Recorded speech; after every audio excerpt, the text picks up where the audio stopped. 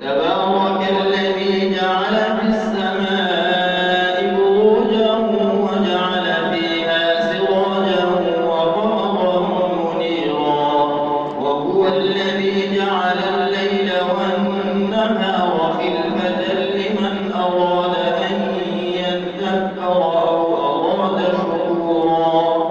وعباد الرحمن الذين يمشون على الأرض هونا وإذا خاطبهم الجاهلون قالوا سلاما، والذين يبيتون لربهم سجدا وقياما، والذين يقولون ربنا اصرف عنا عذاب جهنم إن عذابها كان غراما إنها ساءت مستقرا ومقاما.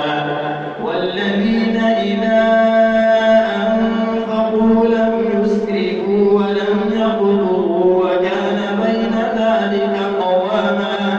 والذين لا يدعون مع الله إلها آخر ولا يقتلون النفس التي حرم الله إلا بالحق ولا يزنون، ومن يفعل ذلك يلقى أثاما يضاعف له العذاب يوم القيامة ويخلد فيه مهانا إلا من تاب وآمن وعمل عملا صالحا فأولئك يبدل الله سيئاتهم حسنات وكان الله غفورا رحيما. ومن تاب وعمل صالحا فإنه يتوب إلى الله متابا.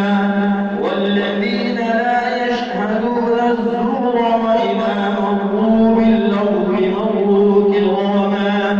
والذين إذا ذكروا بآيات ربهم لم يخروا عليها صما وعميانا.